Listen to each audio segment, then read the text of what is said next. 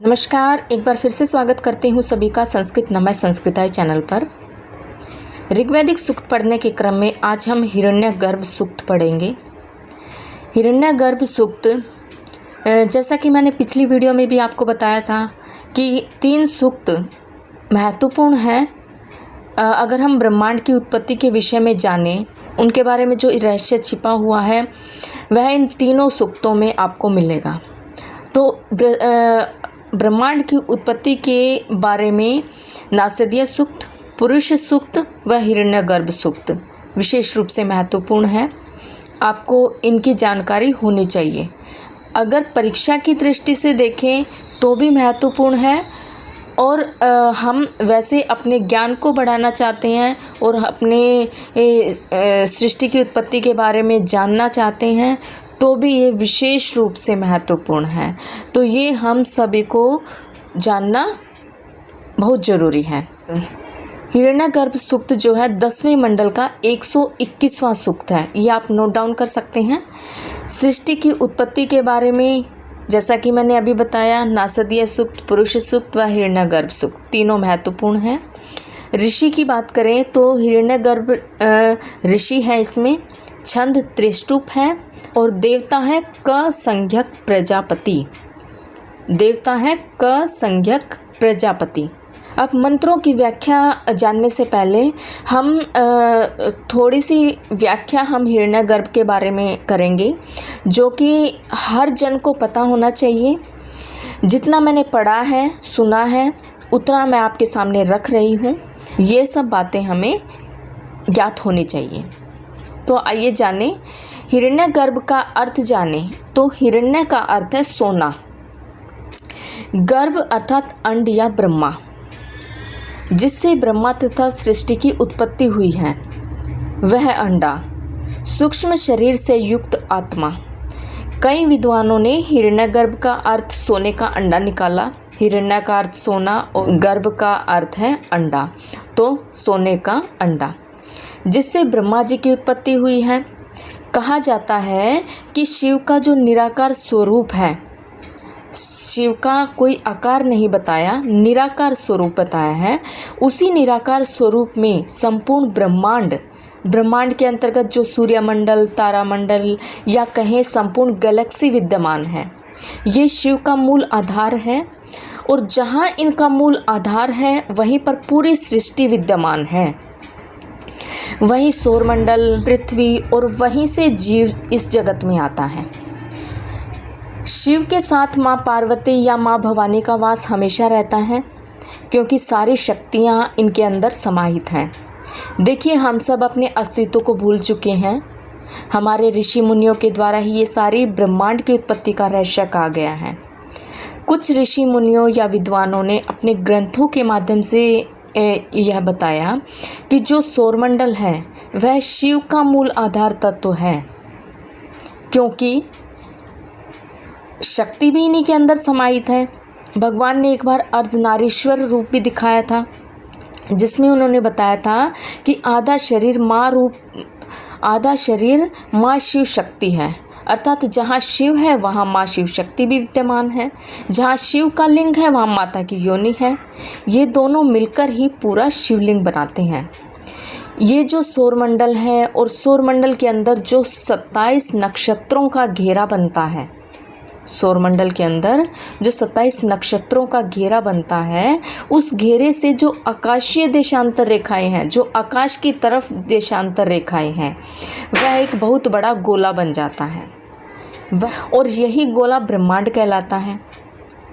इस गोले को हिरण्यगर्भ कहा जाता है। समझ गए होंगे आप।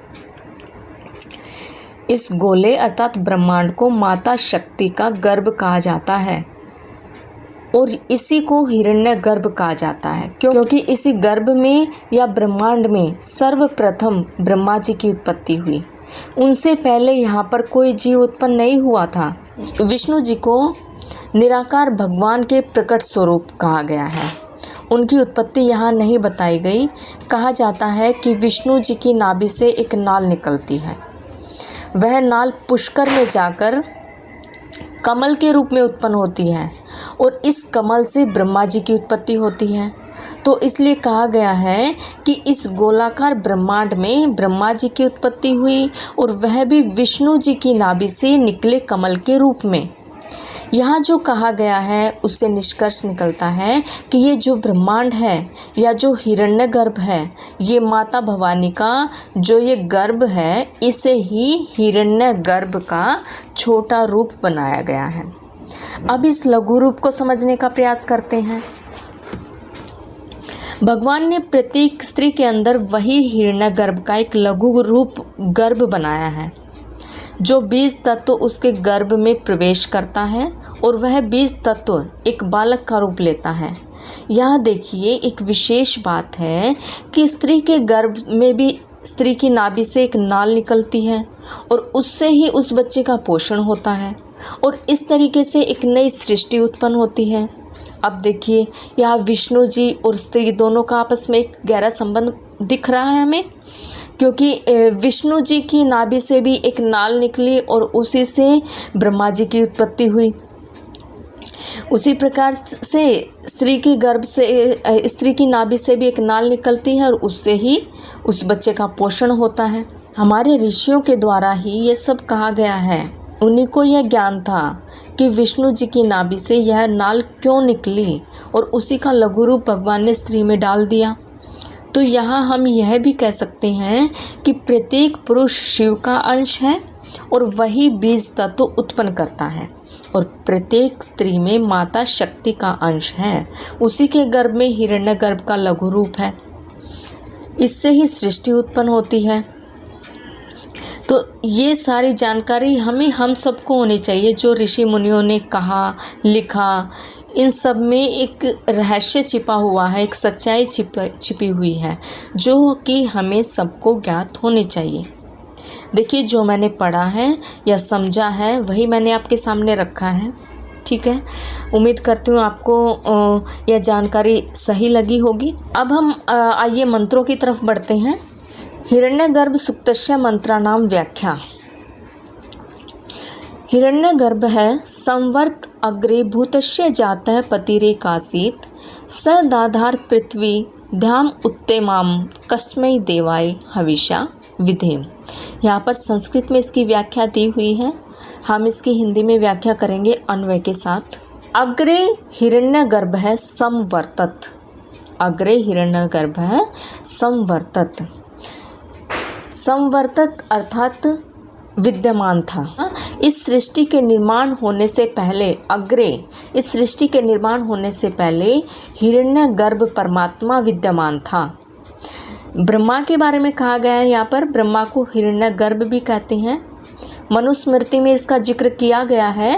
कहते हैं कि सोने के अंडे में से ब्रह्मा की उत्पत्ति हुई थी। भूतस्य जाता है पतिरेक आसीत, कि जाता है भूतस्य एक पति ही आसीत, वही उत्पन्न सब जगत का एकमात्र अद्वितीय स्वामी है। पति स्वामी एकमात्र स्वामी है। स पृथ्वीम इमाम ध्याम दाधार, दाधार अर्थात धारण करते हैं। वह पृथ्वी और इस अंतरिक्ष को क्या करते हैं? धारण करते हैं। ध्याम आकाश, इस पृथ्वी और आकाश को धारण करते हैं। कस्मै देवाय हविषा विधेम, उस सुखदायी परमेश्वर को हम हवि के द्वारा पूजा उपासना करते हैं। जो ये अंतिम सुक्ति है सभी मंत्रों में है, केवल अंतिम मंत्र को छोड़कर ये जो चौथे वाली सुक्ति है ये सभी मंत्रों में आपको मिलेगी। अगला मंत्र देखते हैं। यह आत्मदा बलदा यश यस्य विश्व उपासते प्रशीषम यस्य देवाः यस्य छायामृतम यस्य मृत्यु कस्मै देवाय हविषा विधेम। अन्वय के साथ इसकी व्याख्या देखते हैं हम। यह आत्मदा बलदा यस्य प्रशीषम विश्वे यस्य देवाः उपासते, जो आत्मज्ञान और बल देने वाला है। आत्मदा बलदा यस्य विश्व, जो विश्व को आत्मज्ञान और बल देने वाला है, जिसकी आज्ञा का सब लोग व समस्त देव भी पालन करते हैं। उपासते प्रशीषम यस्य देवाः, समस्त देव और सब लोग भी पालन करते हैं। यस्य छाया अमृतम यस्य मृत्यु, जिसकी शरणवत छाया अमृत रूपिणी है। जिसकी शरणवत, जिसके शरण में आकर छाया क्या है, अमृत रूपिणी है। और जिसके शरण न लेना क्या है, मृत्यु है। जिसकी शरण लेना अमृत रूपिणी है और जिसकी शरण न लेना क्या है, मृत्यु है। कस्मै देवाय हविषा विधेम। फिर वही सुक्ति आ गई। उस सुखदायी परमेश्वर को हम हवि के द्वारा पूजा उपासना करते हैं। अगला मंत्र देखते हैं।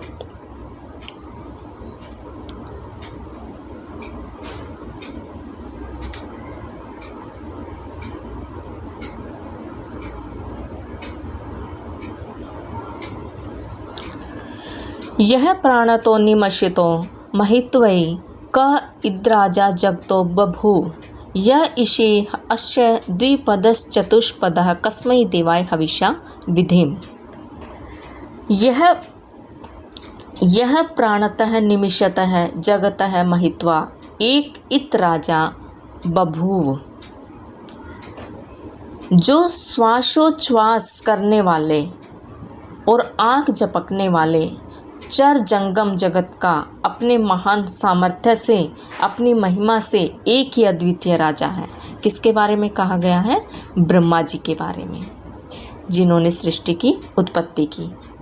कि जो श्वासोच्छ्वास यानी कि श्वास और उच्छ्वास करने वाले हैं और आँख झपकने वाले हैं, चर जंगम है जगत का अपने महान सामर्थ्य से और अपनी महिमा से एक ही अद्वितीय जो है राजा है। अश्य द्विपदः चतुष्पदः यह इषे।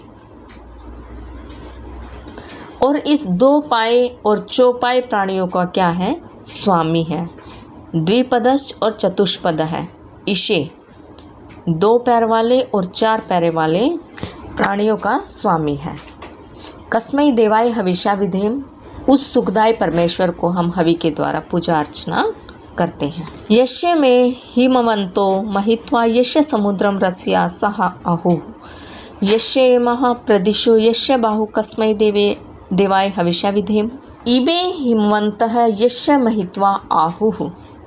ये सब हिमाचल पर्वत जिसकी महिमा से उत्पन्न हुए हैं। यस्य इमे हिमवंतो महित्वा, जिसकी महिमा से, हिमाचल पर्वत जिसकी महिमा से उत्पन्न हुए हैं, जिसके महान सामर्थ्य को बतलाते हैं। और रस्या सह समुद्रम, रस्या सह समुद्रम जिसके महान सामर्थ्य को जल से युक्त नदियाँ, गतिशील पृथ्वी और समुद्र आकाश बतला रहे हैं। यस्य इमः प्रदिशः यस्य बाहु, जिसके महान सामर्थ्य को ये मुख्य दिशाएं जिसके बाहुवत होकर महान सामर्थ्य को बतला रही हैं। कस्मै देवाय हविषा विधेम। उस सुखदायी परमेश्वर को हम हवि के द्वारा प्रणाम करते हैं, पूजा उपासना करते हैं। येन धो उग्रा पृथ्वी च दुल्हा, जिससे यह आकाश अंतरिक्ष सामर्थ्य संपन्न हुआ और पृथ्वी स्थिर रूप से क्या हुए, स्थापित हुई। येन स्वः स्थितः है, येन नाक है, जिसने स्वर्ग को स्थिर किया। येन स्वः स्थितम, जिसने स्वर्ग को स्थिर किया और जिसने सूर्य को अंतरिक्ष में स्थिर बनाया। यह अंतरिक्षे रजसः विमान है, और जो आकाश में उरक निर्माण करता है। रजसः निर्माण करता है और जो आकाश में उरक है निर्माण करता है। कस्मै देवाय हविषा विधेम। उन देवों को, उन परमेश्वर को हम हवि के द्वारा पूजा अर्चित करते हैं। यम क्रंदसी अवसात तस्थभाने अभ्यषेताम मनसा रेजमानी यत्र अधिसूर उदितो विभाति कस्मै देवाय हविषा विधेम। क्रंदसी अवसा तस्थभाने रेजमाने यम मनसा अभ्यक्षेताम।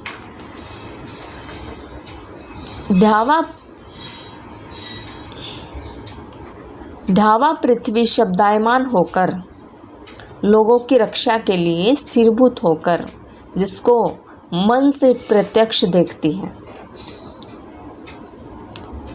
ध्यावा और पृथ्वी, आकाश और पृथ्वी शब्दायमान होकर लोगों की रक्षा के लिए स्थिरभूत होकर मन से अभ्यक्षेताम प्रत्यक्ष देखती है। यत्र अधिसुर उदितो विभाति,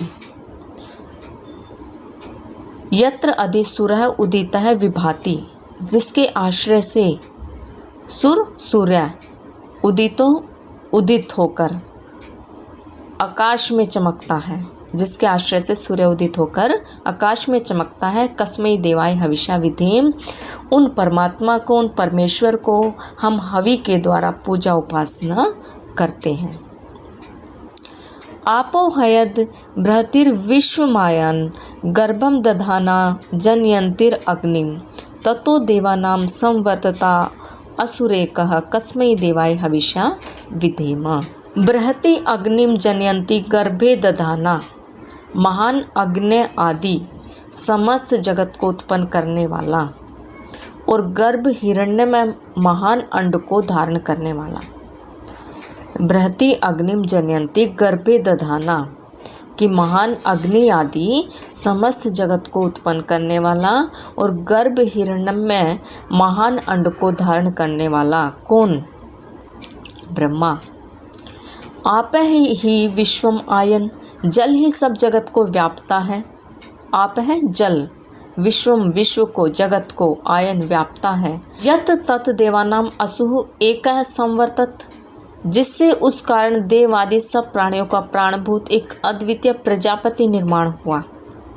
यत तत् देवानाम असुः एकः संवर्तत, जिससे उस कारण अंड को धारण करने वाला था, जो उस अंडे को धारण करने के कारण देव आदि सब प्राणियों का प्राणभूत एक अद्वितीय प्रजापति का निर्माण हुआ।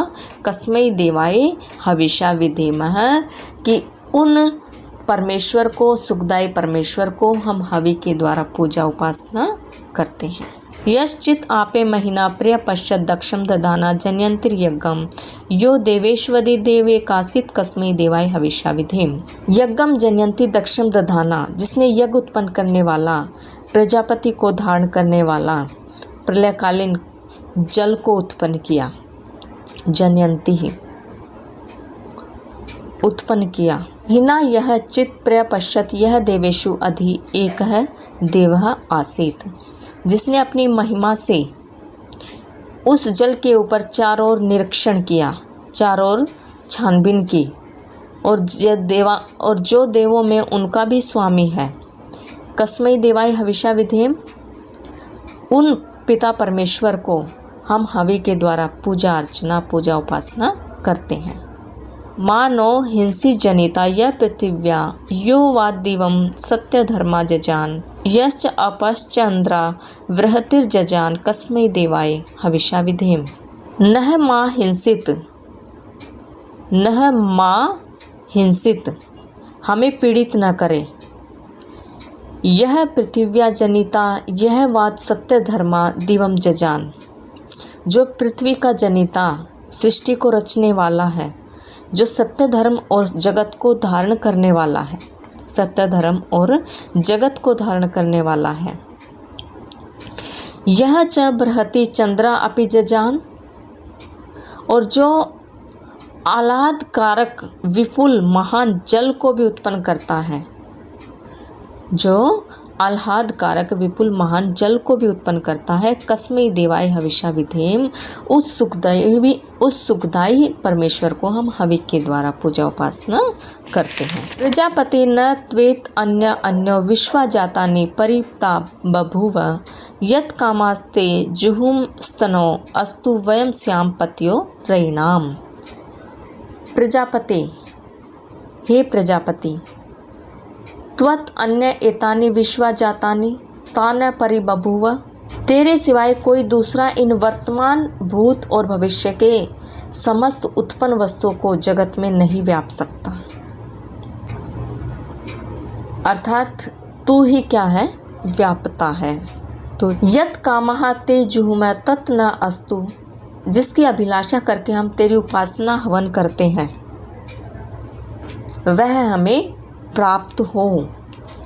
वयम ऋणाम पति है श्याम, हम समस्त ऐश्वर्यों के स्वामी हो। इसमें परमपिता परमात्मा से विशेष रूप से प्रार्थना की गई है कि तेरे सिवाय कोई दूसरा इन वर्तमान, भूत और भविष्य के समस्त उत्पन्न वस्तुओं को जगत में नहीं व्याप सकता, अर्थात तू ही व्यापता है। जिसकी अभिलाषा करके हम तेरी उपासना हवन करते हैं वह हमें प्राप्त हो और हम समस्त ऐश्वर्यों के स्वामी हों। हिरण्यगर्भ में ये टोटल 10 मंत्र थे। इन मंत्रों की व्याख्या हमने देख ली है। इन मंत्रों का आप अच्छे से वाचन करें इनकी व्याख्या के साथ। आज के लिए बस इतना ही। मिलते हैं अपनी अगली वीडियो में, तब तक के लिए धन्यवाद।